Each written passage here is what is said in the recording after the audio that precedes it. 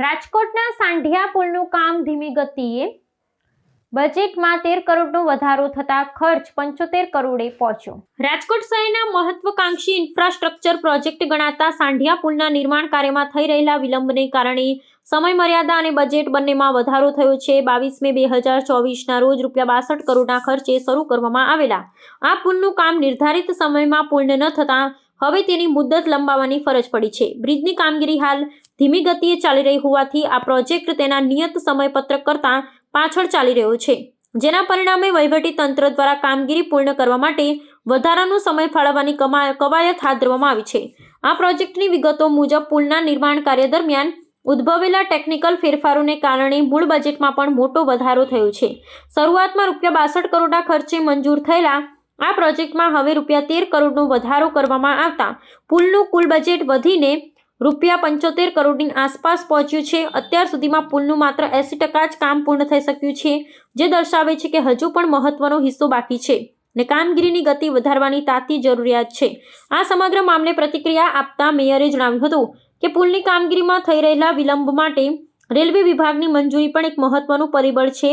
Railway હદ વિસ્તારમાં કામગીરી માટે જરૂરી પરવાનગી પ્રક્રિયાને કારણે પ્રોજેક્ટમાં વધુ વિલંબ થઈ શકે તેવી શક્યતા છે। તંત્ર દ્વારા હવે બાકી રહેલું કામ સત્વરે પૂર્ણ થાય ને નાગરિકોને સુવિધા મળી રહે તે દિશામાં પ્રયાસો કરવામાં આવી રહ્યા છે, પરંતુ હાલના તબક્કે સમયમર્યાદામાં વધારો અનિવાર્ય બની ગયો છે। સાંઢિયો પુલ એ રાજકોટનો ખૂબ જૂનો પુલ છે। જામનગર રોડને આ જોડતો પુલ કે જામનગર રોડ ઉપર ઘંટેશ્વર અને મોટી મોટી સોસાયટીઓ, નાગેશ્વર, એમ્સ હોસ્પિટલ અને 150 ફૂટ રિંગ રોડનો પણ વિસ્તાર આમાં અવર જવરવાળો ખૂબ હોવાને લીધે સાંઢિયો પુલ છે બનવાના સાંઢિયો પુલ જ્યારે બની જશે ત્યારે આ બધી સમસ્યાઓ દૂર થશે। સાંઢિયા પુલમાં વચ્ચે રેલવે ફાટકના પ્રશ્ન હોય એટલે રેલવે પાસે આપણે મુંબઈમાં એની અરજી કરવી પડતી હોય છે અને એ રેલવેના પ્રશ્નને હિસાબે રાજકોટની અંદર સાંઢિયા પુલનું કામ થોડુંક મોડું થયું છે। 7 મહિનાનો સમય ત્યાંથી મંજૂરી લઈ અને આવવામાં થયો છે।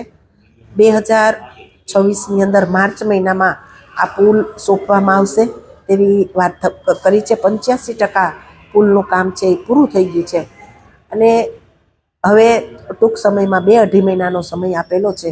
આ 2-2.5 મહિનાના સમયમાં માર્ચ મહિનામાં 2026માં આ પુલ છે એ પૂરો કરીને રાજકોટ મહાનગરપાલિકાને સોંપવામાં આવશે। અત્યારે વાહન ચાલકોને ખૂબ જ હાલાકી પડી રહી છે અને સમય મર્યાદામાં કામ પૂર્ણ ન થાય તો એજન્સીને દંડ ફટકારવામાં આવશે। સ્વાભાવિક રીતે વચ્ચે ફાટક આવતી હોય તો સ્કૂલના બાળકોને તેમજ કોઈ હોસ્પિટલે જતા હોય, ધંધાદારી હોય તો આવા અવરજવર વિસ્તારની અંદર ફાટક બંધ કરવાના પ્રશ્નને લીધે લોકોમાં ખૂબ સમય પહોંચવા માટેનો નીકળી જતો હોય છે, પણ એજન્સીનું કામ જો ઢીલું ને એવું હશે તો 100% એની ઉપર કાર્યવાહી કરવામાં આવશે।